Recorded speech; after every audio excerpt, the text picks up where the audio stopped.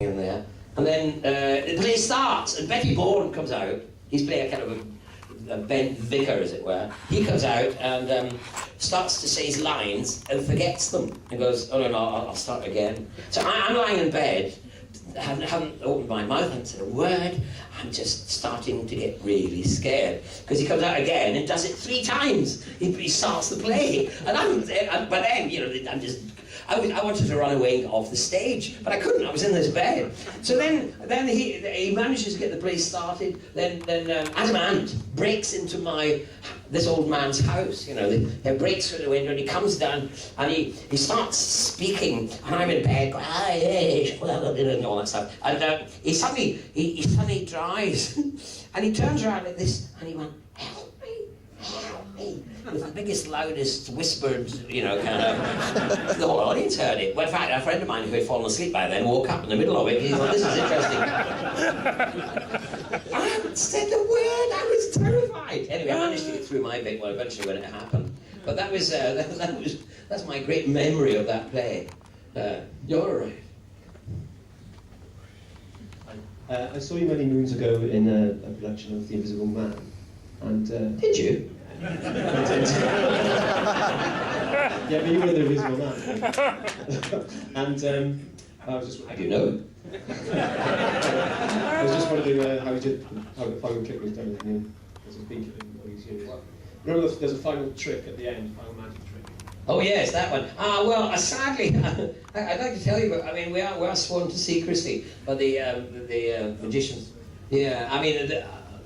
Look, I'm not allowed to tell you. Also, I can't remember. No, I just don't know that really. No, but my favourite trick was when the Invisible Man sat down on a chair on the stage with a cigarette and his bandages on, and he undid the bandages and it was not there, and he was still smoking the cigarette. I mean that, and I used to stand at the side of the stage every night and watch that. I know how it was done. It's just utterly brilliant, but I can't tell you. It's a bit like that.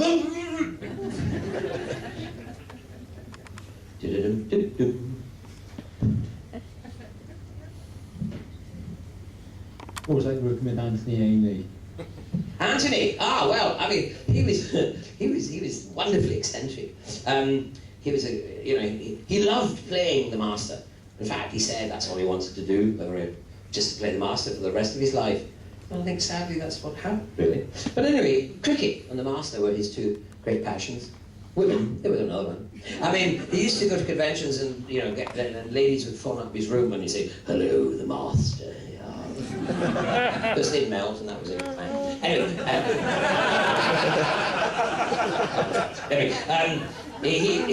but when we worked together, because he was so into it, he was so the master. I was frightened of him off the set. You know, when he came, I met him later once at Brent Cross of all places. But anyway, I met him there, and he was really sweet and lovely because he was away from being the master. He was just a shopper, really, and so he was, you know, he was all right. But he was a bit scary to work with. And when we were actually doing it again, that was survival, wasn't it? Yes, in the deserts of Dorset, and it was so hot. And everyone had been given contact lenses, except me. They said, "No, you won't have contact lenses. Doesn't fit the story." I said, "Okay, good." And so they all went for fittings for contact lenses. But then on the day, they suddenly said, "No, you've got to have contact lenses." So they went and borrowed someone else's contact lenses and stuck them on my eye. And now there was sand in the contact lens, and it was painful. So no acting required.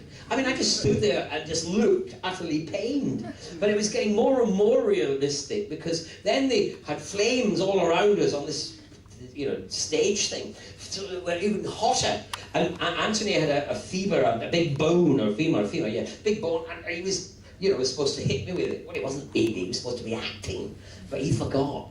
And it was an agony. I couldn't see. I was, you know, dying of the heat, and suddenly I had this very bad sore shoulder.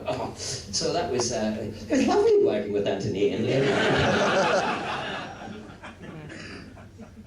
Sylvester, if they decided not to regenerate the 7th Doctor into the 8th in the TV movie, and then wanted to go on and make a full series based in Vancouver, would you have been interested in actually going out there and doing that, moving out there? Yes. Yeah. What you're saying is that you know,